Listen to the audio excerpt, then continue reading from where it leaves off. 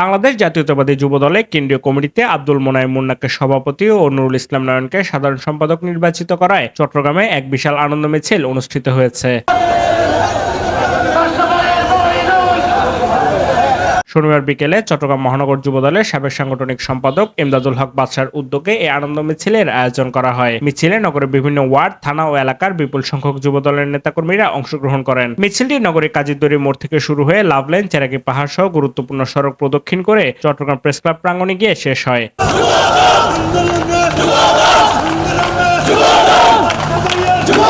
আয়োজক ইমদাদুল হক বাদশা তার বক্তব্যে নবনির্বাচিত সভাপতি ও সাধারণ সম্পাদককে শুভেচ্ছা ও অভিনন্দন জানিয়ে বলেন, কেন্দ্রীয় কমিটিতে যোগ্য ও ত্যাগী নেতৃত্বের সমন্বয় ঘটেছে। তাদের নেতৃত্বে যুবদল দেশের তরুণ সমাজকে সংগঠিত করে গণমানুষের প্রত্যাশা পূরণে গুরুত্বপূর্ণ ভূমিকা রাখবে বলে তিনি আশাবাদ ব্যক্ত করেন। আব্দুল মোনায়েম মুন্না সভাপতি এবং নুরুল ইসলাম নয়নকে সাধারণ সম্পাদক করে একটি পূর্ণাঙ্গ শক্তিশালী কমিটি আমাদেরকে উপহার দিয়েছে, দূরদর্শী রাজনৈতিক সিদ্ধান্ত নিয়েছেন।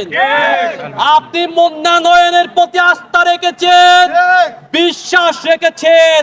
ইনশাআল্লাহ আমরা যতদিন জিয়া পরিবার বেঁচে থাকবে, বাংলাদেশ জাতীয়তাবাদী যুবদল আমরা আপনাকে ছেড়ে এবং জিয়া পরিবারকে ছেড়ে আমরা কখনো কোথাও যাব না। আপনি আমাদের যুবদলের প্রতি আস্থা এবং বিশ্বাস রেখেছেন।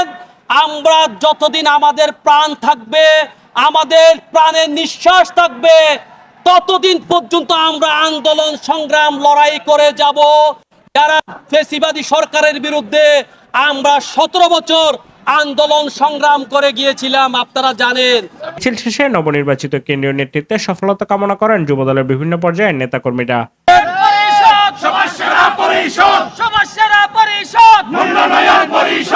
Safayet Morshed, news day 24।